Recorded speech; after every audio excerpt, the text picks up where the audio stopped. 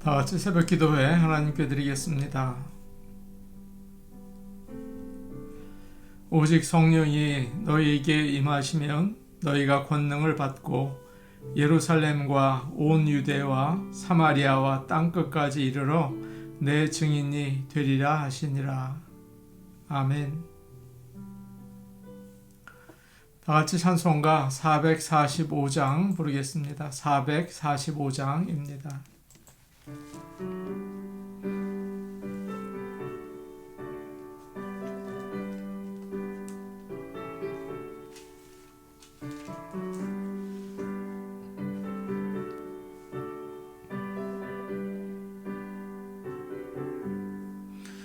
해산을 넘어 험곡에 가도 빛 가운데로 걸어가면 주께서 항상 지키시기로 약속한 말씀 변치 않네. 하늘의 영광 하늘의 영광 나의 맘속에 차고도 넘쳐 할렐루야를 힘차게 불러 영원히 주를 찬양하리. 캄캄한 밤에 다닐지라도 주께서 나의 길 되시고 나에게 밝은 빛이 되시니 길 잃어버릴 염려 없네. 하늘의 영광 하늘의 영광 나의 맘속에 차고도 넘쳐 할렐루야를 힘차게 불러 영원히 주를 찬양하리. 그 빈 마음의 바다 찬란한 천국 바라보고 할렐루야를 힘차게 불러 날마다 빛에 걸어가리. 하늘의 영광 하늘의 영광 나의 맘속에 차고도 넘쳐 할렐루야를 힘차게 불러 영원히 주를 찬양하리. 찬송가 334장입니다. 334장입니다.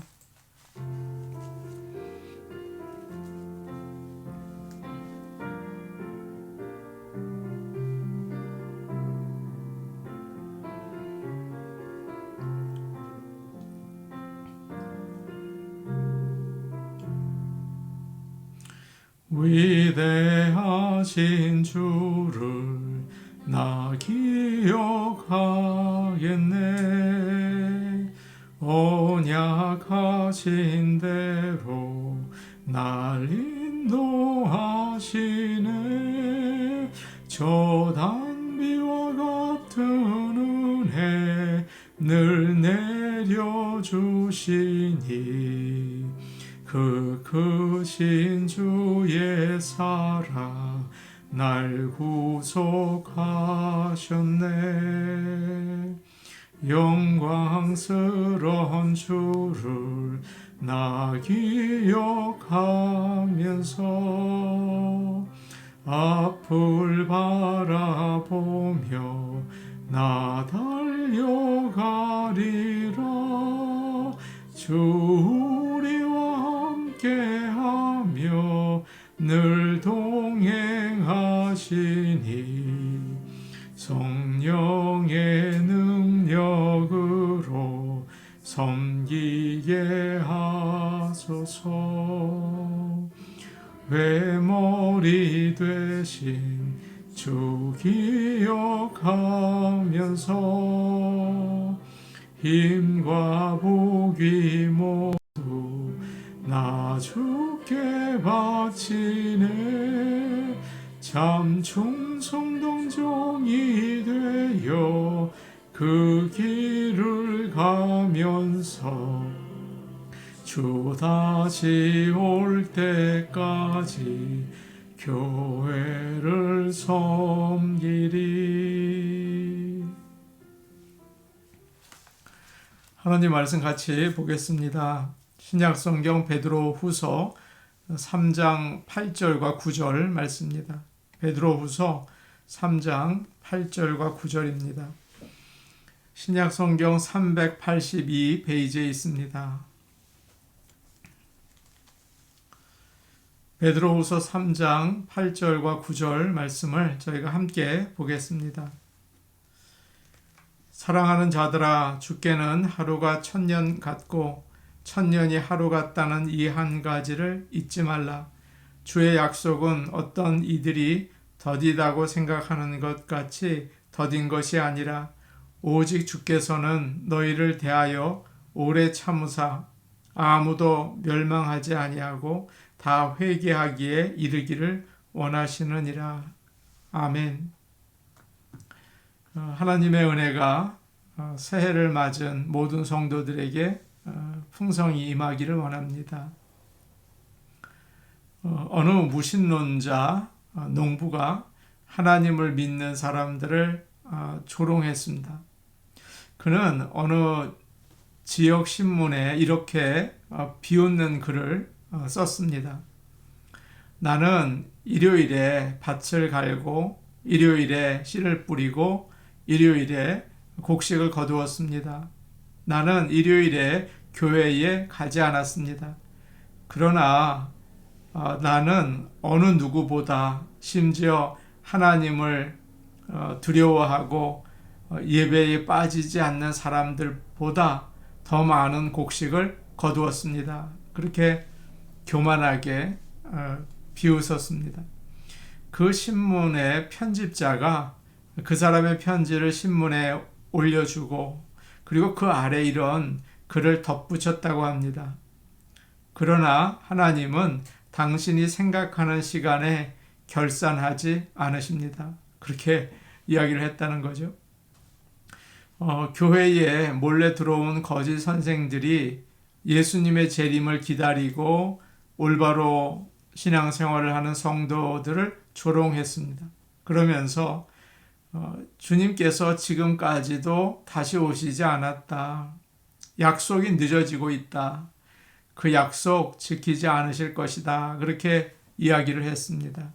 거기에 대해서 오늘 말씀 가운데에서 사도 베드로가 이야기를 하고 있습니다. 8절 말씀을 우리 같이 보겠습니다. 8절 말씀입니다. 함께 보십니다. 시작. 사랑하는 자들아, 주께는 하루가 1000년 같고 1000년이 하루 같다는 이 한 가지를 잊지 말라. 베드로는 부드러운 목자처럼 사랑하는 자들아 라고 이야기하면서 내가 여러분을 생각해서 아주 중요한 한 가지 사실을 알려주기 원한다. 그러니 그것을 잊지 말고 꼭 기억하라. 그렇게 적고 있습니다. 그러면서 모세가 시편 90편에서 한 말씀을 자기 말로 다시 기록하고 있어요. 시편 90편 4절은 이렇게 되어 있습니다. 주의 목전에서는 1000년이 지나간 어제 같으며 밤의 한순간 같을 뿐임이니이다. 그런 말씀이 있어요. 이 말의 뜻이 무엇일까요? 하나님의 시간 개념과 우리의 시간 개념이 다르다는 거죠. 하나님의 시간 개념은 오늘 말씀 그대로 우리가 길다고 생각하는 1000년이 하나님 시간으로는 하루와 같다는 것입니다. 그렇기 때문에 주님의 재림이 늦어지는 것은 약속을 지키지 않으셔서가 아니라 하나님의 시간 개념이 우리와 다르기 때문이라고 이야기하고 있는 것입니다. 모세는 시편 90편에서 또 이런 말을 합니다. 우리의 인생은 아침에 돋아나고 저녁에 시드는 풀과 같다. 우리의 인생은 정말 짧고 연약하지만 하나님은 영원하시다. 그렇게 이야기를 합니다. 이 시간이라는 것은 우리에게 대단히 영향을 줍니다.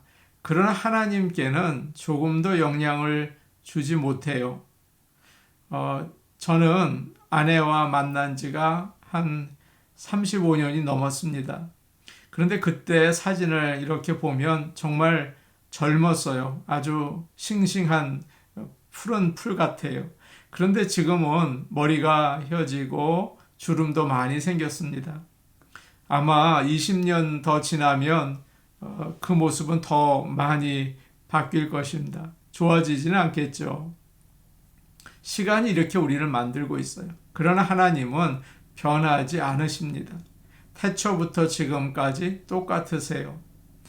하나님에게는 모든 시간이 똑같습니다. 과거나 현재나 미래나 같아요. 우리는 과거의 일들을 다 잊어버립니다. 뭐 조금만 기억하겠죠. 그리고 지금 일어나는 일들도 사실은 제한적으로만 알 수 있어요. 다 알 수 없죠. 그러나 하나님께서는 모든 곳에서 일어나는 일들을 다 아십니다. 우리는 앞으로 어떻게 될지 모릅니다. 성경이 예언하는 것만 조금 알 뿐이죠. 그러나 하나님은 다 아십니다. 그렇기 때문에 우리는 잠시 흐르는 시간, 그저 짧은 시간, 순간적인 시간만 머리로 계산할 따름이죠. 하나님은 모든 것을 다 아시고 가장 적합한 타이밍에 일하세요. 하나님의 시간 개념과 우리의 시간 개념은 완전히 다른 것입니다. 하나님과 우리의 시간 개념이 너무 차이가 나서 적절한 예화를 여러분에게 드리기가 참 어렵지만 이런 생각을 해볼 수가 있습니다. 부모가 어린 아이에게 이제 네 생일이 한 달 남았어 그래요.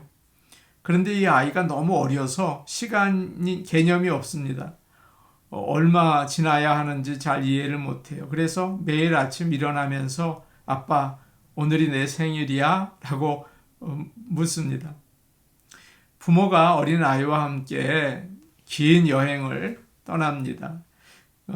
그래서 미리 이야기를 해줘요. 차로 한 12시간 정도 갈 거야. 그런데 아이는 시간 개념이 별로 없습니다. 30분 지나니까 아빠 다 왔어? 라고 물어보죠. 그런 경험 여러분 해보셨을 거예요. 마찬가지입니다. 우리에게는 1000년이라는 시간이 너무 긴 거예요. 뭐 100년도 못 사는 인생이니 1000년 그러면 뭐 엄청난 거죠. 그러나 하나님에게는 하루 같습니다. 이 사실을 꼭 기억하라고 사도 베드로가 이야기하고 있습니다. 그 이유가 있어요. 이 사실을 기억할 때 지금 받고 있는 박해, 고난 참 어렵잖아요. 그러나 그것을 그 어려움을 이겨낼 수 있는 그런 귀한 능력이 그 말씀에 있다는 것이죠. 창세기 41장 1절에는 이런 말씀이 나옵니다. 만 2년 후에 바로가 꿈을 꾼즉이라는 말이에요. 요셉이 감옥에 있을 때 바로의 떡 굽는 관원장과 술 맡은 관원장의 꿈을 정확하게 해석을 했죠. 그리고 요셉은 술 맡은 관원장이 감옥을 나갈 때 저를 기억해 주세요.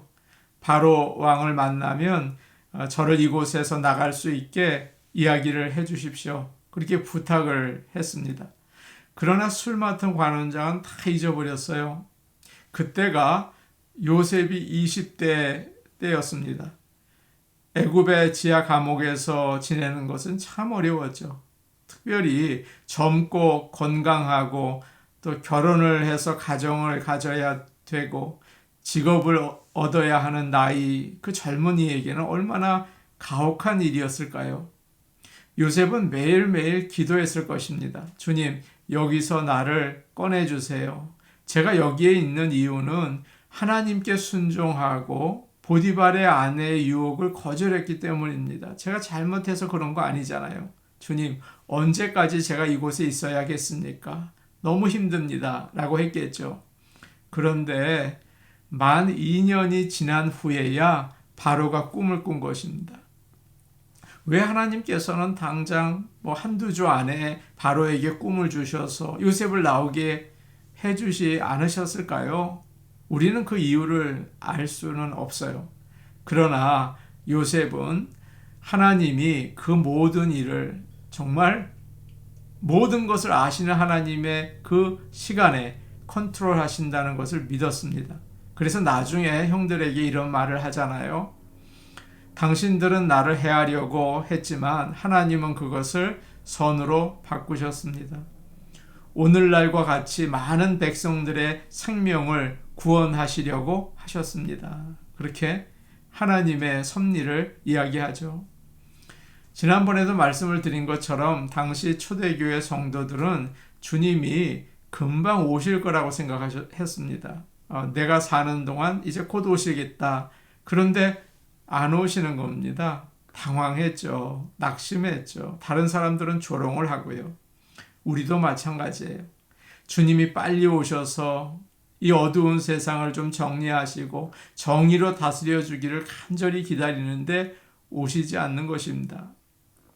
우리 눈에는 정말 우리가 이 짧은 인생을 사니까 주님의 재림이 늦어지는 것처럼 보이지만 하나님의 시간은 우리 시간과 달라요. 우리는 그저 지나가는 시간을 계산하지만 하나님은 그의 구원의 역사 가운데 가장 합당한 시간에 일하시는 그런 전능하신 하나님이십니다. 9절 말씀 우리 같이 보겠습니다. 9절 말씀입니다. 같이 볼까요? 시작. 주의 약속은 어떤 이들이 더디다고 생각하는 것 같이 더딘 것이 아니라 오직 주께서는 너희를 대하여 오래 참으사 아무도 멸망하지 아니하고 다 회개하기에 이르기를 원하시느니라. 아멘. 거짓 선생들은 주님이 아직 다시 오시지 않았다. 약속을 지키지 않으신다. 늦어진다. 그렇게 이야기를 했습니다. 베드로가 이야기를 하죠. 아니다. 하나님이 약속을 늦게 하시는 그 이유가 있다. 하나님이 택한 백성을 구원하시기 위해서다. 천년을 하루같이 참고 기다리신다. 긴 시간이지만 주님은 기다리신다. 주님은 죄인들이 회개하고 돌아오기를 기다리고 계신다. 그렇게 그 이유를 설명해 주고 있습니다. 어느 분이 비행기를 탔는데 출발 시간이 1시간이 지났대요.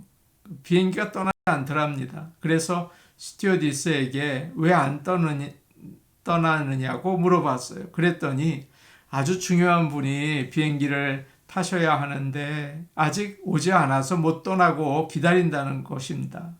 이분이 화가 나더랍니다. 나도 중요한 사람이다. 나도 시간이 중요하니 빨리 떠나자라고 이야기를 했대요. 그러자 그 스튜어디스가 그분을 어떻게 하냐고 조금만 참아달라고 간절히 부탁을 하더라는 이야기를 들었습니다.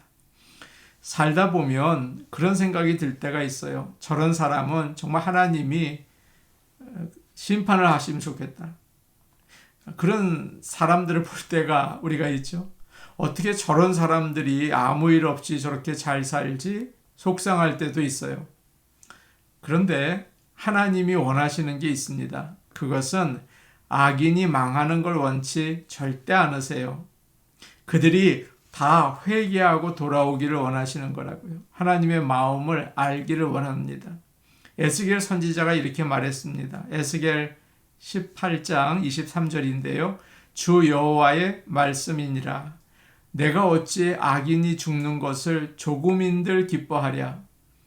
그가 돌이켜 그 길에서 떠나 사는 것을 어찌 기뻐하지 아니하겠느냐. 그런 말씀이에요. 사랑하는 성도 여러분, 우리가 조심해야 합니다. 악인이 잘못될 때 잘됐다. 할렐루야. 그러기가 쉽죠. 그러나 잠언에서도 그러지 말라고 이야기를 했어요. 하나님은 악인이 죽는 것을 조금도 기뻐하지 않으십니다. 노아 시대에 홍수로 멸망시키셨지만 아이고 잘됐다 시원하다 그러시지 않으셨어요. 소돔 성을 멸망시키셨지만 하나님이 즐거워서 하신 일이 아니었습니다. 하나님이 기뻐하시는 일이 뭘까요? 악인이 그 길에서 떠나서 돌이키는 것을 기뻐하십니다. 아버지가 자기 재산을 다 말아먹은 그 몹쓸 자식을 어떻게 합니까? 기다리고 또 기다리죠. 그리고 돌아오니까 너무 기뻐서 자기 돈 써서 그 잔치를 열어요. 이것이 바로 하나님의 마음이다. 그렇게 우리에게 알려주셨죠. 우리는 주님이 다시 오시기를 간절히 기다립니다. 그러나 아직 오시지 않은 것이 정말 다행이라는 생각 드실 때가 없습니까? 우리가 주님 맞을 준비가 아직 안 되어 있잖아요. 우리에게는 아직도 예수를 믿지 않는 중요한 사람들이 우리 주변에 있지 않습니까? 뭐 남편이라든지 아내라든지 자녀들, 주님을 멀리하고 사는데 나 혼자 교회 나와요. 아무렇지도 않게 말입니다. 주님이 지금 오신다면 이 중요한 사람들이 어떻게 될까요? 영원히 멸망받겠죠. 이 사실을 우리가 정말 알고 믿는다면 우리는 그렇게 살 수는 없습니다. 오늘 말씀에서 주님은 이렇게 말씀하세요. 너희를 대하여 오래 참으사 아무도 멸망하지 아니하고 다 회개하기에 이르기를 원하시느니라. 우리는 악한 자가 심판받는 것을 기뻐하는 것이 아니고 그들이 회개하고 돌아오는 것을 기뻐해야 합니다. 미워하고 저주하는 게 아니라 불쌍히 여기고 축복해야 합니다. 그 일을 위해서 참아야겠죠. 복음을 전하고 기도해 줘야겠죠. 이것이 하나님의 마음을 아는 자의 모습입니다. 우리 같이 기도하겠습니다. 오늘 말씀 우리가 기억하면서 기도하죠. 주님이 다시 오시는 날을 오래 참고 기다리게 하시고 주님의 마음을 알아서 믿지 않는 자들에게 복음을 전하고 위에서 기도하며 살게 하여 주시옵소서. 금년도 우리 교회의 표를 찾도록 찾는 주님의 마음을 품자 그렇게 정했습니다. 잃어버린 양을 간절히 원하시는 주님의 마음 우리가 가지고 주님을 섬기기 원합니다. 주일 예배의 부흥을 위해서 기도해 주시기 바랍니다. 주일을 사모하고 예배 드리는 게 얼마나 우리의 신앙에 중요합니까? 하나님께 나오는 정도 예배당을 채워주옵소서. 우리 같이 기도하시겠습니다. 하나님 아버지, 주님이 다시 오시기를 저희가 간절히 기다리며 이 어둡고 또 황폐한 세상 가운데에서 주님이 다스려 주시는 나라가 임하기를 소원합니다. 그러나 아버지 하나님, 주님이 악한 자, 주님을 모르는 자가 돌아서서 회개하고 주님께 오기를 원하신다는 것을 우리가 알았습니다. 하나님 아버지, 잃어버린 양을 찾으시는 선한 목자의 마음을 헤아려서 우리도 오래 참고 주의 복음을 전하며 축복하며 기도할 수 있기를 원합니다. 아버지 하나님, 잃어버린 양 우리 가정에 있습니까? 또 이 사회에 있습니까? 아버지, 우리가 주께로 인도할 수 있는 주의 음성이 될 수 있도록 도와주시옵소서. 아버지 하나님, 우리 교회 찾도록 찾으시는 주님의 마음을 품자라고 정했습니다. 우리 교회 모든 성도들이 주님의 마음, 주님의 손길, 주님의 눈길 머무는 곳에 우리의 마음이 있기를 원합니다. 아버지 하나님, 주의 예배를 위해 기도합니다. 주여, 예배가 살게 하시고 성도들이 예배를 사모하게 하시며 새로운 영혼들, 또 주님이 택하신 영혼들 보내어 주시옵소서. 예수님 이름으로 기도하옵나이다. 아멘. 하나님 아버지, 주님이 오시기를 간절히 기다리지만 주님은 오래 참으시고 또 죄인이 돌아오기를 간절히 원하시는 것을 오늘 알았습니다. 주님의 마음을 알아서 주님이 찾으시는 사람을 향하여 우리가 복음을 전하고 기도할 수 있는 주님의 마음 품게 하옵소서. 예수님 이름으로 기도하옵나이다. 아멘. 잃어버린 양을 찾는 마음 가지고 오늘 사시기를 바랍니다. 개인 기도하시겠습니다.